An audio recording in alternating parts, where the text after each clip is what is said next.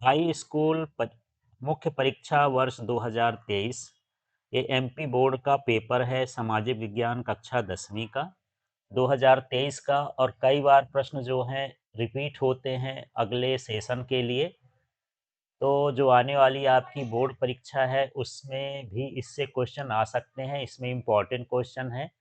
तो इन सभी प्रश्नों के उत्तर को समझते हैं। तो यहाँ पहला प्रश्न है, सही विकल्प चुनकर लिखिए। निम्नलिखित में से कौन सा वक्तव्य बहुउद्देशीय नदी परियोजनाओं के पक्ष में दिया गया तर्क नहीं है? थोड़ा प्रश्नों को अच्छे से पढ़ना है। इसमें जो ये तर्क है ये है, बहुउद्देशीय परियोजनाओं से बृहद स्तर पर विस्थापन होता है और आजीविका खत्म होती है। ये इसके उद्देश्य में नहीं है। इसके बाद इसका दूसरा प्रश्न भी देखते हैं। इनमें से कौन सी फलीदार फसल है? तो ये इसमें सही उत्तर क्या है? दालें।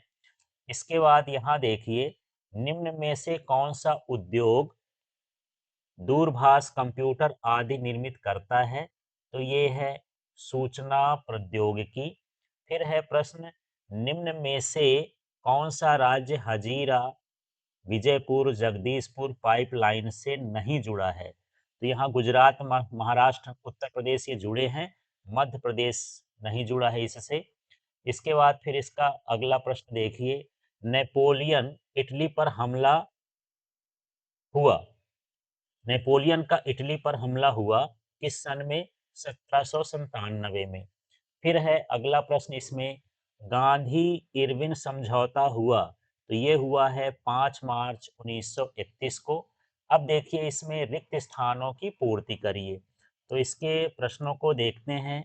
अफ्रीका में 1890 के दशक में खालिस्तान नामक बीमारी बहुत तेजी से फैल गई थी। तो इस बीमारी का नाम है रिंडर पेस्ट। एक बार अच्छे से देख लीजिएगा, रिंडर पेस्ट। इसके बाद है, औसत आय को खालिस्तान आय भी कहा जाता है, तो ये है प्रति व्यक्ति आय। फिर इसका तीसरा देखिए, तृतीयक क्षेत्र को खालिस्तान क्षेत्र भी कहा जाता है, तो इसमें भरेंगे सेवा क्षेत्र। इसके बाद यहाँ पर देखिए, बैंक पर देने वाली ब्याज से ऋण पर अधिक ब्याज लेते हैं, तो जमा राशि यहाँ पर भरेंगे खालिस्तान में। अब यहाँ पर अगला खालिस्तान देखिए, बड़ी कंपनियों को खालिस्तान कहते हैं, तो इन्हें कहते हैं बहुराष्ट्रीय कंपनी। फिर इसके बाद खालिस्तान की पूजा सदियों पुराना जनजातीय विश्वास है, तो यहाँ पर ये भरा जाएगा प्रकृति की पूजा। इसके बाद देखिए सही जोड़ी वाले प्रश्नों को। तो यहाँ पर जो मोटर गाड़ी उद्योग है, ये कहाँ है? गुड़गांव। इसके बाद यहाँ कृत्रिम पत्तन है, तो ये कौन सा है? चेन्नई। फिर है नेपोलियन की हार, तो ये है 1815 में। फिर है रॉलेट एक्ट, तो ये है 1919 में। फिर यह जेम्स वाट, तो जेम्स वाट ने बनाया था भाप भाप इंजन। फिर ये संघ सूची में शामिल है प्रतिरक्षा। इस तरह से इसकी जोड़ी मिलाना है। अब यहाँ पर अगला प्रश्न है, सत्य असत्य। तो देखिए, लोकतंत्र में सभी नागरिकों को एक ही वोट का अधिकार होता है, ये सत्य है। फिर इसका दूसरा प्रश्न देखिए, हरियाणा राज्य की प्रति व्यक्ति आय सबसे अधिक है, ये भी सत्य है। मनरेगा कानून 2005 से लागू किया गया, ये भी सत्य है। फिर यहाँ अगला है, कोलकाता एक समुद्री पतन है, असत्य है। फिर जनवरी 1923 में असहयोग और खिलाफत आंदोलन शुरू हुआ, ये असत्य है।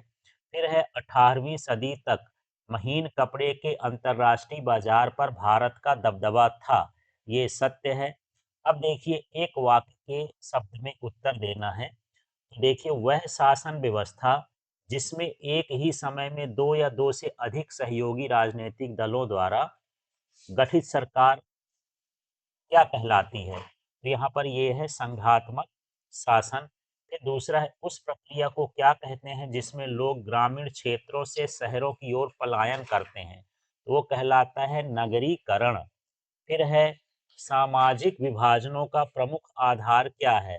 तो ये धर्म के आधार पर, जाति के आधार पर, लिंग के आधार पर, क्षेत्रीयता के आधार पर समाज बटा हुआ है। फिर इसके बाद है, किन्हीं दो देशों के नाम बताइए जहां मजबूत लोकतंत्र है। ये है इंग्लैंड, संयुक्त राज्य अमेरिका। फिर है पूरे देश के लिए बनने वाली एक सामान्य सरकार को कहते हैं, तो इसे कहते हैं केंद्र सरकार। फिर है नागरिकों की गरिमा तथा स्वतंत्रता को बनाए रखने के लिए कौन सी शासन प्रणाली उत्तम होती है, तो ये होता है लोकतंत्र। अब यहाँ छठवां प्रश्न है, जैव संसाधनों के नाम लिखिए। फिर इसके बाद अथवा करके है सतत पोषणी विकास क्या है। चलिए इसके मॉडल आंसर को देखें। तो छठवां प्रश्न है, जैव संसाधन क्या है। इन संसाधनों की प्राप्ति जैव मंडल से होती है। मनुष्य, वनस्पति, प्राणी जात, मत्स्य जीवन, पशुधन आदि इन संसाधनों के नाम है, तो ये जैव संसाधन कहला गए। इसके अथवा के बाद है सतत पोषणीय विकास क्या है, तो इसको देखिए। सतत पोषणीय आर्थिक विकास वह विकास है जो पर्यावरण को बिना नुकसान पहुंचाए हो और वर्तमान विकास की प्रक्रिया भविष्य की पीढ़ियों की आवश्यकताओं की अवहेलना न करे, तो इसे हम सतत पोषणीय आर्थिक विकास कहते हैं। फिर है अगला प्रश्न, जलोढ़ मिट्टी की दो विशेषताएं लिखिए। अथवा का प्रश्न देखिए, मृदा अपरदन किसे कहते हैं। चलिए इनका मॉडल आंसर देखें। जलोढ़ मृदाएं बहुत उपजाऊ होती हैं, इनकी विशेषताएं लिखना था जलोढ़ मिट्टी की। इसमें पोटास फास्फोरस चूना युक्त होता है। फिर मृदा अपरदन क्या है, तो मृदा के कटाव और उसके बहाव की प्रक्रिया को मृदा अपरदन कहा जाता है। अब यहाँ प्रश्न है, झूमिंग कृषि किन किन नामों से जानी जाती है। अथवा है प्रश्न, वाणिज्यिक कृषि की दो विशेषताएं लिखिए। यहाँ देखिए आठवां प्रश्न था, झूमिंग कृषि किस किस नाम से जानी जाती है।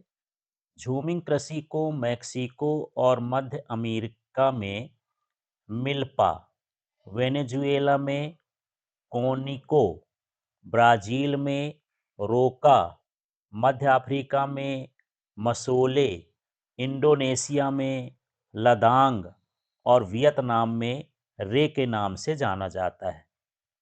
इनमें से आप दो नंबर का है तो कोई दो जगह आप लिख सकते हैं, पूरा बने तो पूरा भी लिख सकते हैं, लेकिन कम से कम दो लिखना ही है।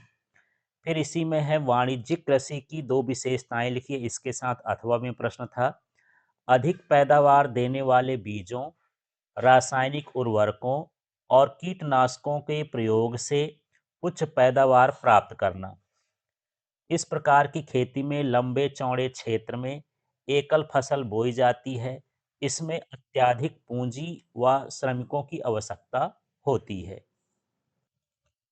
फिर यहाँ नौवां प्रश्न देखिए, विनिर्माण उद्योग के दो महत्व लिखिए। अथवा का है इसी के साथ, वायु प्रदूषण के दो दुष्प्रभाव लिखिए। तो इनके मॉडल आंसर देखते हैं। विनिर्माण उद्योग के दो महत्व निम्नलिखित हैं। विनिर्माण उद्योग न केवल कृषि के आधुनिकीकरण में सहायक है, वस्तु द्वितीयक व तृतीयक सेवाओं में रोजगार उपलब्ध कराकर कृषि पर हमारी निर्भरता को कम करते हैं। दूसरा है, निर्मित वस्तुओं का निर्यात वाणिज्यिक व्यापार को बढ़ाता है, जिससे अपेक्षित विदेशी मुद्रा की प्राप्ति होती है। यदि आपको दूसरे याद हैं तो आप दूसरे चीज़ें भी लिख सकते हैं। दो अंक का है तो कम से कम दो महत्व आपको लिखना है। फिर एक कॉमन क्वेश्चन है जो आप अपने से भी लिख सकते थे, वायु प्रदूषण के दो दुष्प्रभाव लिखिए। जहरीली गैसों का रिसाव बहुत भयानक तथा दूरगामी प्रभाव वाला हो सकता है। वायु प्रदूषण मानव स्वास्थ्य, पशुओं, पौधों, इमारतों तथा पूरे पर्यावरण पर दुष्प्रभाव डालते हैं। ये दो हैं। आप अन्य इनके अलावा भी कुछ लिख सकते हैं जो वायु प्रदूषण के दुष्प्रभाव हों। फिर है, रेल परिवहन की अपेक्षा सड़क परिवहन क्यों महत्वपूर्ण है। इसके बाद अथवा का प्रश्न है, विश्व की सबसे लंबी राजमार्ग सुरंग का नाम लिखिए। यहाँ 10वां है, रेल परिवहन की अपेक्षा सड़क परिवहन का महत्व निम्नलिखित है। रेल लाइन की अपेक्षा सड़कों की निर्माण लागत बहुत कम होती है। ऊबड़ खाबड़ व विच्छिन्न भूभागों पर भी सड़कें बनाई जा सकती हैं।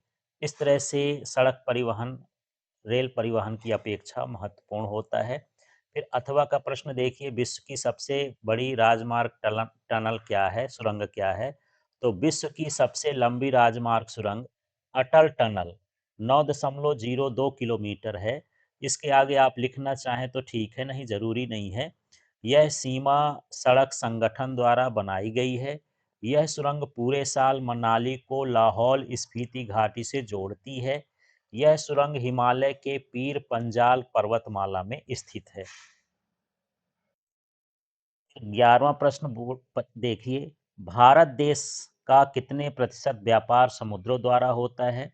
अथवा वाला प्रश्न है, वायु परिवहन का राष्ट्रीयकरण कब किया गया? लिखिए। तो भारत देश का 95% व्यापार समुद्रों द्वारा होता है। फिर वायु परिवहन का राष्ट्रीयकरण 1953 में किया गया। फिर है प्रश्न 12वां, रेशम मार्ग से किन किन वस्तुओं का व्यापार होता था? अथवा का प्रश्न देखिए, 500 साल पहले कौन कौन से खाद्य पदार्थ हमारे पूर्वजों के पास नहीं थे? तो रेशम मार्ग से चीनी रेशम पश्चिमी देशों को चीनी पाटरी, भारत व दक्षिण पूर्व एशिया के कपड़े व मसाले दुनिया के दूसरों भागों में पहुंचते थे। वापसी में सोने चांदी जैसे कीमती धातुएं यूरोप से एशिया पहुंचती थी। अथवा का प्रश्न देखिए कि जो है हमारे पूर्वजों के पास कौन कौन से खाद्य पदार्थ नहीं थे? आलू, सोया, मूंगफली, मक्का, टमाटर, मिर्च, शकरकंद आदि ऐसे बहुत सारे दूसरे खाद्य पदार्थ लगभग 500 साल पहले हमारे पूर्वजों के पास नहीं थे। अब यहाँ प्रश्न है, लंदन को फिनिशिंग सेंटर के रूप में क्यों जाना जाता था? अथवा का प्रश्न है, बहुत सारे उद्योगों में श्रमिकों की मांग मौसमी आधार पर घटती बढ़ती क्यों थी? अब देखिए इन प्रश्नों के मॉडल उत्तर। लंदन में कपड़ों की फिनिशिंग होती थी, जो इंग्लैंड के कपड़ा व्यवसायियों द्वारा ऊन ऊन खरीदने से लेकर रंगाई तक का काम किया जाता था। लंदन में फिनिश के कारण इसे फिनिशिंग सेंटर कहा जाता था। अब देखिए इसका अथवा वाला प्रश्न, बहुत सारे उद्योगों में श्रमिकों की मांग मौसमी आधार पर घटती बढ़ती रहती है। गैस घरों और शराब खानों में जाड़ों के दौरान खासा काम रहता था। इस दौरान उन्हें ज़्यादा मजदूरों की ज़रूरत होती थी। क्रिसमस के समय बुक बाइंडरों और प्रिंटरों को भी दिसंबर से पहले अतिरिक्त मजदूरों की ज़रूरत थी। बंदरगाहों पर जहाज़ों की मरम्मत और साफ-सफाई व सजावट के काम भी जाड़ों में ही किया जाता था। जिन उद्योगों में मौसम के साथ उत्पादन घटता-बढ़ता रहता है, वहाँ उद्योगपति मशीनों की बजाय मजदूरों को ही काम पर रखना पसंद करते थे। अब प्रश्न है, मुद्रण तकनीक सबसे पहले किन देशों में विकसित हुई? अथवा का प्रश्न है, योहान गुटेनबर्ग ने मुद्रण क्षेत्र में क्या कार्य किया? तो आंसर देखिए, मुद्रण की सबसे पहली तकनीक चीन, जापान और कोरिया में विकसित हुई। यह छपाई हाथ से होती थी। अब यहाँ अथवा का प्रश्न देखिए, अपने ज्ञान और अनुभव का इस्तेमाल उसने अपने नए आविष्कार में किया। जैतून प्रेस ही प्रिंटिंग प्रेस का मॉडल या आदर्श बना और सांचे का उपयोग अक्षरों की धातुई आकृतियों को गढ़ने के लिए किया गया। गुटेनबर्ग ने 1448 तक अपना यह यंत्र बना लिया था। उसने पहली किताब छापी बाइबल, 180 प्रतियां बनाने में उसे 3 साल लगे, जो उस समय के हिसाब से काफी तेज था। फिर यहाँ 15वां प्रश्न देखिए, मुद्रण संस्कृति के दो परिणाम लिखिए। अथवा का प्रश्न है, 19वीं सदी की मशहूर लेखिकाओं के नाम लिखिए। तो देखिए मुद्रण संस्कृति के दो परिणाम, छापे खाने के आने से एक नया पाठक वर्ग तैयार हो गया। दूसरा, धर्म का प्रचार प्रसार हुआ, पत्रिकाओं का प्रकाशन शुरू हो गया। अथवा वाला प्रश्न देखते हैं, मशहूर उपन्यासकारों में लेखिकाएं अग्रणी थीं। जैन ऑस्टिन, ब्रांट बहनें, जॉर्ज इलियट। फिर 16वां प्रश्न है, द्वितीयक क्षेत्र की दो विशेषताएं लिखिए। तृतीयक क्षेत्र से आप क्या समझते हैं, लिखिए। ये अथवा का प्रश्न है। तो देखिए, द्वितीयक क्षेत्र की दो विशेषताएं निम्नलिखित हैं। इसके अंतर्गत प्राकृतिक उत्पादों को विनिर्माण प्रणाली के जरिए अन्य रूपों में परिवर्तित किया जाता है। यह क्षेत्र विभिन्न प्रकार के उद्योगों से जुड़ा रहता है। अब यहाँ पर तृतीयक क्षेत्र की बात थी, तो देखिए इसमें अथवा वाला प्रश्न था।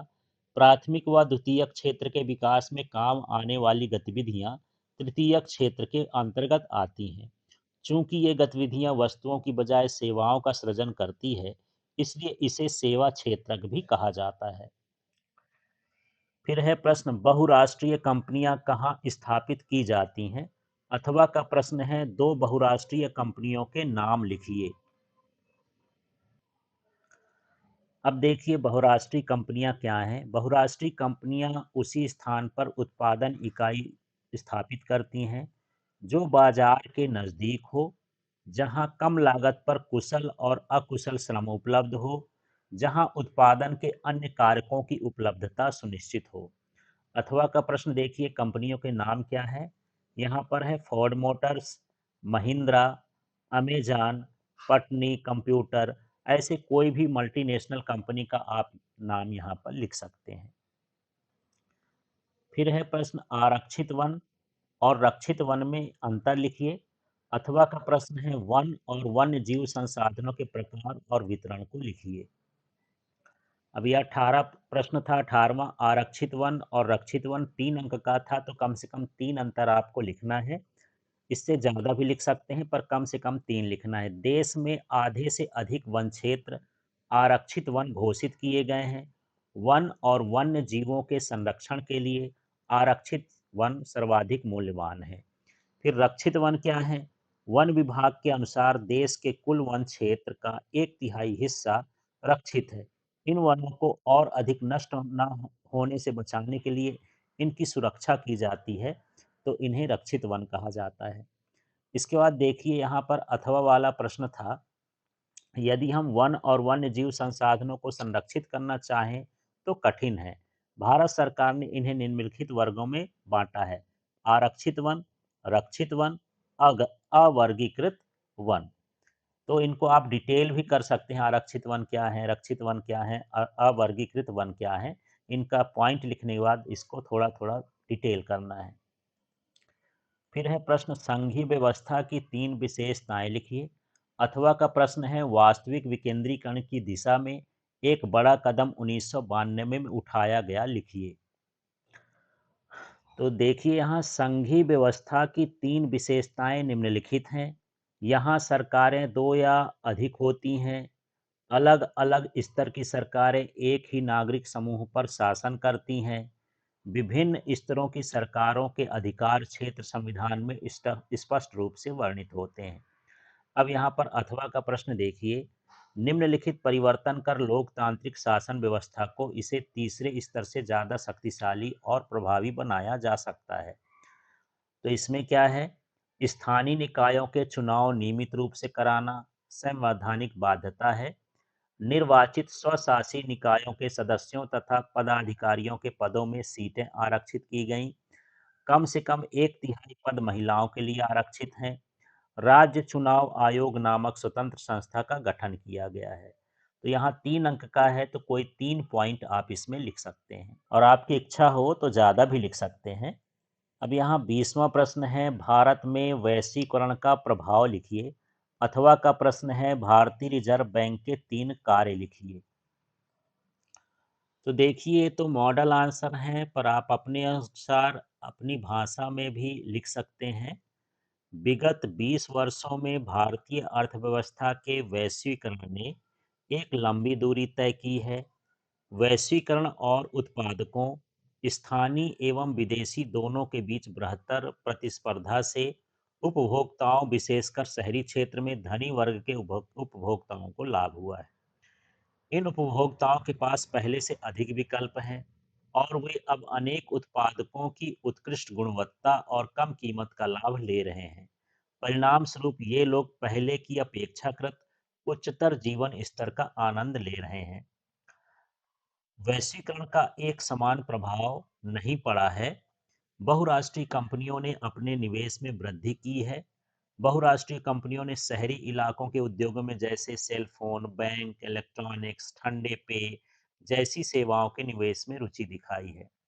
अनेक शीर्ष भारतीय कंपनियां बढ़ी हुई इस प्रतिस्पर्धा से लाभान्वित हुई हैं। वैश्वीकरण से कुछ बड़ी भारतीय कंपनियों को बहुराष्ट्रीय कंपनियों के रूप में उभरने का मौका मिला है। तो इस तरह से आपको इसका उत्तर लिखना है। इसके बाद यहाँ पर अथवा का प्रश्न देखते हैं। प्रश्न था भारतीय रिजर्व बैंक के 3 कार्य लिखिए। तो ये है करेंसी नोट को जारी करना, नागरिकों के जमा धन की सुरक्षा करना, सरकार को ऋण देना। आप इसका डिटेल भी कर देंगे, इसमें 3-3 नंबर का है, तो ये 3 पॉइंट लिखने के बाद इसका डिटेल करें। अब देखिए 21वां प्रश्न है, खनिज किस प्रकार की सेल समूहों में पाए जाते हैं? अथवा प्रश्न है, भारत में पाई जाने वाली लौह अयस्क की 4 पेटियां लिखिए। तो ये प्रश्न है, खनिज निम्न सेल समूहों में प्राप्त होते हैं। तो ये एक है आग्नेय तथा कायांतरित चट्टानों में खनिज दरारों, जोड़ों, भ्रंशों व विद्रोह में मिलते हैं। कुछ खनिज अवसादी चट्टानों की परतों में पाए जाते हैं। खनिजों का निर्माण चट्टानों के अपघटन से भी होता है। जलोढ़ जमा के रूप में भी कुछ खनिज पाए जाते हैं। अब इसी का अथवा प्रश्न देखते हैं। लौह अयस्क की 4 पेटियों के नाम लिखना था।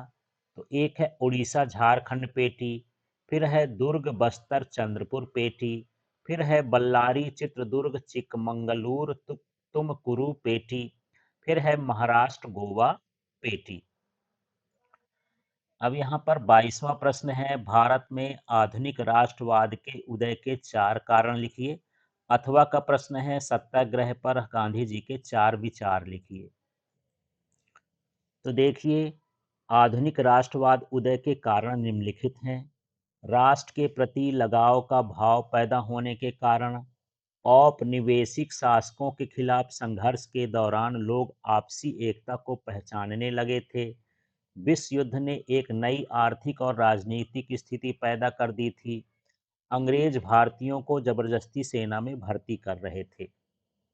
इसके बाद यहाँ पर सत्याग्रह पर गांधी जी के विचार था। तो इसके पॉइंट लिखते हैं। सत्य की खोज पर जोर दिया जाता था। प्रतिशोध की भावना या आक्रामकता का सहारा लिए बिना सत्याग्रही केवल अहिंसा के सहारे सफल हो सकता है। गांधी जी का विश्वास था कि अहिंसा का यह धर्म सभी भारतीयों को एकता के सूत्र में बांध सकता है। सत्याग्रह शारीरिक बल नहीं, अपने शत्रु को कष्ट नहीं पहुंचाता है। अब यहाँ 23वां प्रश्न है और इम्पोर्टेंट प्रश्न है, और ये आसानी से बन भी जाता है, ज़्यादा कुछ लिखना नहीं पड़ता, इसको बिल्कुल छोड़ के नहीं आना है, समझना है। भारत के मानचित्र में निम्नलिखित को दर्शाइए। नर्मदा नदी, शिलांग, बैलाडीला, हजीरा, विजयपुर, जगदीशपुर गैस पाइपलाइन। तो चलिए देखते हैं भारत के मानचित्र में ये कहाँ है। तो देखिए, ये नर्मदा नदी के उद्गम को बताया गया है। ये विजयपुर और जगदीशपुर हजीरा का ये पाइपलाइन है। यहाँ पर आपको बिंदी रख के शिलांग बताना है और यहाँ पर आपको बेलाडीला बताना है। इस तरह से आपको इसका वो मिलेगा नक्शा, तो उसमें पेंसिल से आपको दर्शाना है और नाम लिखना है। फिर इसी का अथवा प्रश्न है, भारत के नक्शे में तापी नदी, सिक्किम, चित्रदुर्ग, काकापारा इसको दर्शाना है। तो ये भारत का नक्शा है।